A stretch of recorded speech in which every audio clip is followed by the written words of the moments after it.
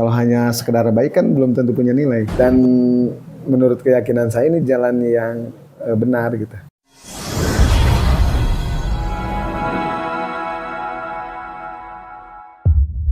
Bismillahirrahmanirrahim. Assalamualaikum warahmatullahi wabarakatuh. Waalaikumsalam warahmatullahi wabarakatuh. Alhamdulillah, sahabat ayah, teman ayah sekalian, di podcast kita bincang pagi hari ya sekarang ya. Pagi hari ini alhamdulillah. Pagi menuju siang. Pagi menuju siang ya. Alhamdulillah kita kedatangan ayah yang sangat luar biasa. Di episode sebelumnya banyak berbincang diskusi dengan Kak Ukun. Kak Ukun ya, sekarang giliran saya. Siap. Untuk bagaimana kita coba sama menggali pelajaran yang bisa diambil dari kisah-kisah inspirasi dari Pak Isa. Oh gitu. Nah, ini Pak Isa ya, alhamdulillah. Inspirasi. Ayah, ini bisa jadi inspirasi kan, betul? Siap. Ya gitu. Di episode pertama lebih banyak berbicara mengenai perjalanan hidup pribadi ya. Campur-campur lah. Wah, campur-campur bahkan sampai menemukan sekolah buat anaknya ya, dan sebagainya lah ya.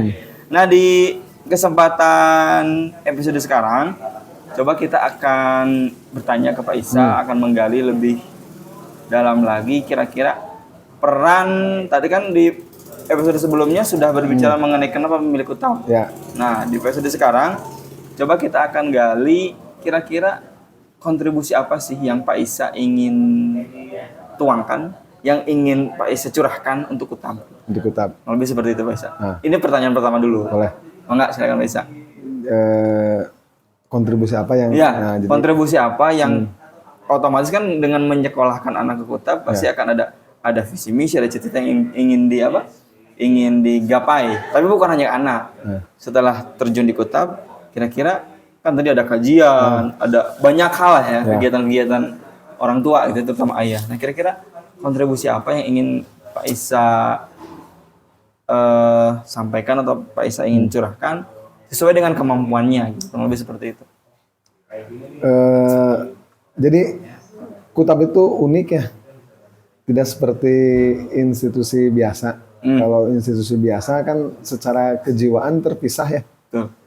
Artinya terpisah itu ya udah ikatannya hanya sebatas kita menyekolahkan anak di sekolah tertentu, kita bayar tanpa kita mau tahu apa tujuan sekolah itu atau mau kemana kan umumnya begitu ya. Tapi Kutab ini menarik bagi saya. Ada rasa yang terikat di institusi pendidikan itu. Nah, kalau bahasa apa ya?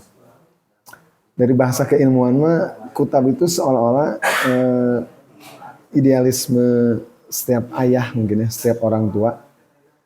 Jadi mau tidak mau yang namanya idealisme itu kan sesuatu yang harus diperjuangkan. Kenapa begitu? Karena Kutab itu kan menawarkan konsep yang berbeda ya. Dan saya rasakan. Sehingga hal itu yang menyebabkan kita terikat dengan Kutab. Nah, karena keterikatan itu kita punya rasa ingin memiliki, dalam arti ingin memiliki itu apa ya? Memajukan lah, berkontribusi tadi ya. Nah, kembali lagi kontribusi apa yang ingin diberikan? Kalau mengajar kan nggak mungkin ya. Saya belajar agama juga masih belajar. Apa yang bisa saya lakukan lah. Di Kutab itu kan ada apa istilahnya tuh organisasi orang tua tuh? Forku. Ya, nah, Forku. Forku itu artinya membantu program Kutab yang tidak bisa dikerjakan oleh tim inti, katakanlah kepala sekolah dan ustadz-ustadznya.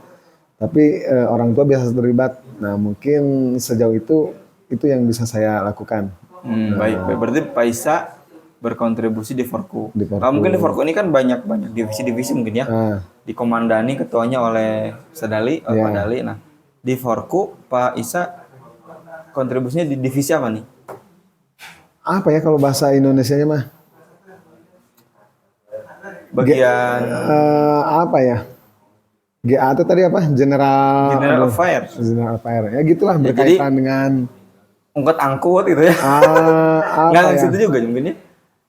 Jadi misalnya tuh kita melihat misalnya Kutab atau institusi pendidikan itu butuh apa tuh? Nah, terus para ayah bisa membantu di sisi apanya? Nah, kita di situ. Nah, katakanlah gitu sederhananya. Dan apa ya? dan kita melakukan itu atas dasar kecintaan gitu. Masya Allah. Gitu. Itu yang luar biasa ya. Nah, Dan mungkin apa namanya di divisi GA mungkin ya, yang dikomandani kalau nggak salah siapa aja sih? Pak Kohar Pak itu Kohar ya? ketuanya. Pak Kohar, terus siapa lagi? Saya, Pak Isa, Pak Hafiz, Pak Hafiz, Pak Dodi, Pak Dodi juga? ada di situ. oh, Masya Allah itu Pak Isan. Pak Isan. Ini ikut di GA. Oh ya, Kalau nggak salah. kalau nggak salah. Harus dilihat lagi Nanti grupnya. di-valid lagi ya, cek lagi. Jadi intinya tadi karena Kutab Binti punya idealisme, Ya. ada keterikatan dengan para ayah sebagai orang tua santri, jadi ingin berkontribusi. Betul. Nah begitu juga mungkin para ayah yang belum mungkin menyekolahkan anak di Kutab, tapi mungkin belum bisa aktif. Nah, Mungkin dalam hatinya mungkin dalam hatinya ingin berkontribusi juga, Iya. tapi mungkin karena pekerjaan dan waktu ya mangga para ayah juga kita himbau ya, para ayah yang belum bisa aktif juga mangga kita welcome sama-sama. Jadi di Forku bukan berarti mengkotak-kotakan ya.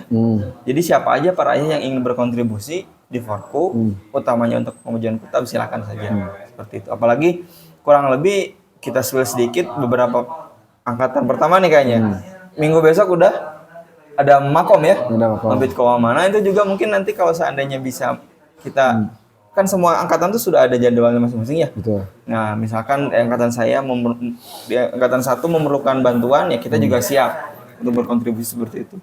Ataupun sebaliknya, nanti ketika giliran angkatan kita makom, kita membutuhkan bantuan dari angkatan 1 pasti angkatan 1 juga siap. Jadi intinya tadi kata Pak Isa kurang lebih bagaimana kita itu kayak terikat secara apa? Kejiwaan dan ingin berkontribusi untuk kemajuan kota. Masya Allah. Ini sedikit tapi apa ya? Tapi tidak banyak. Tapi ngejos intinya tadi karena udah punya keterikatan dengan Kutab, maka Pak Isa ini ingin berkontribusi. Kontribusinya di wadah Forku dan di divisi GA. Tiada lain tiada bukan adalah tadi tujuannya untuk sama-sama memajukan Kutab. Betul Pak Isa? Masya Allah. Jadi Gimana tuh? sebetulnya lebih luas dari itu sih sebetulnya. Hmm? Kalau hanya sebatas memajukan Kutab kan sudut pandangnya sempit ya. Berarti Iya. hanya memajukan institusi tertentu. Tapi Kutab itu kan lebih luas dari itu. Betul. Karena apa konsepnya itu kan apa melahirkan generasi ya. Yang konsep dasarnya itu Quran dan iman. Artinya kan lebih luas dari itu. Nah, kenapa saya merasa tertarik dan mau terlibat itu ya karena idealisme tadi.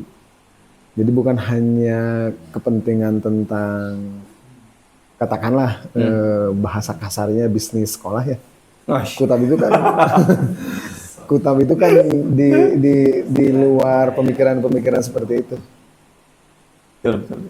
Karena saya melihat mayoritas sudut pandang saya ini ya, pendidikan itu sudah bisnis, bukan karena idealisme dia ingin melahirkan generasi yang punya pola pikir yang kuat tentang karakternya sebagai manusia. Iya. Nah, Kutab itu punya itu. Jadi mau tidak mau ya, otomatis jiwa kita terpanggil karena punya idealisme yang sama kan gitu. Saya melihatnya seperti itu. Jadi membantu Kutab itu bukan hanya membantu sebuah institusi, Betul. tapi kita terlibat di dalam pembentukan peradaban. Iya, jadi jauhnya lah.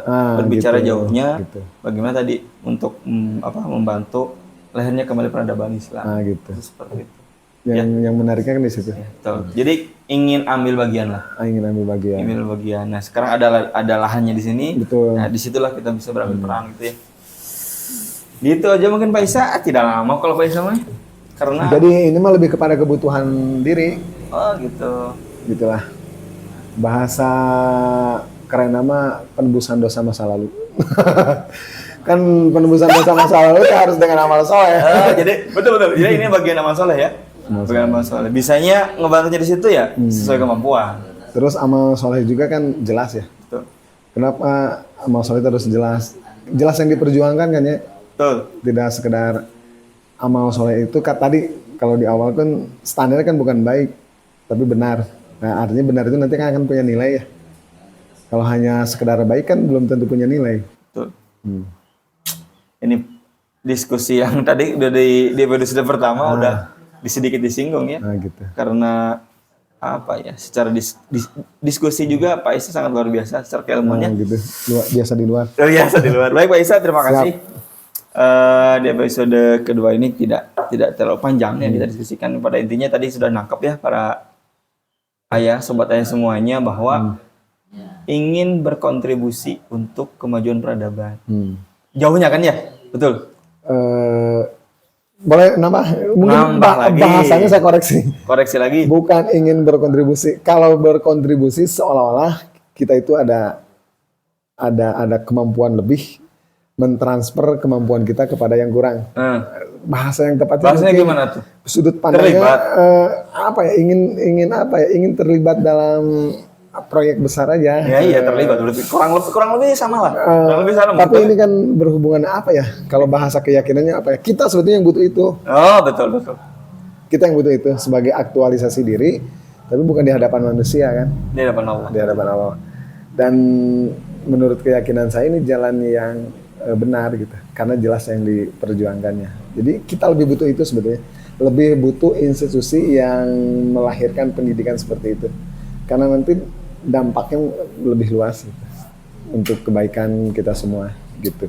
Jadi kita sebetulnya yang lebih butuh. Ya itulah, silahkan disimpulkan aja. Banyak dikoreksinya nih luar biasa. Nilai rasanya beda ya.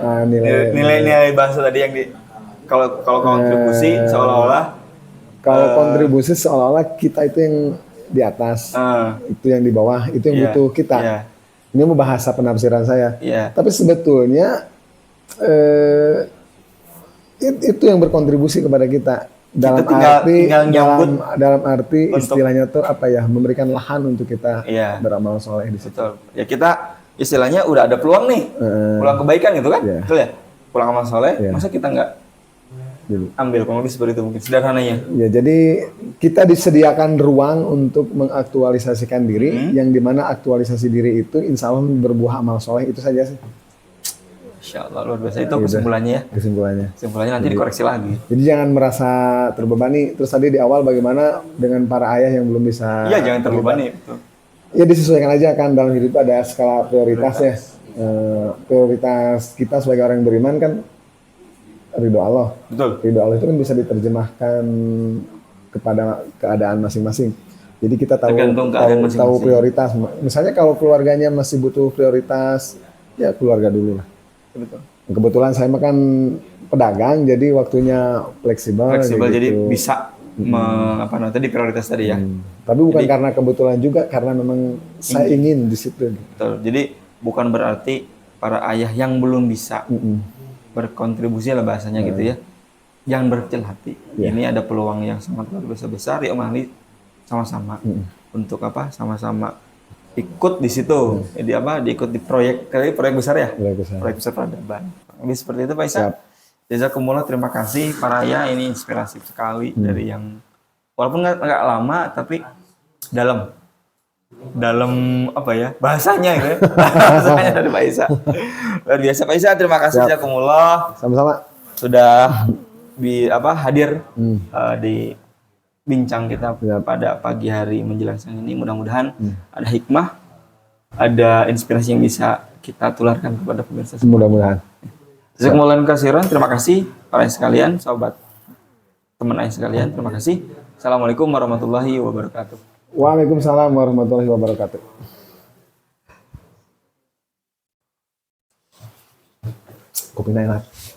Kopi enak.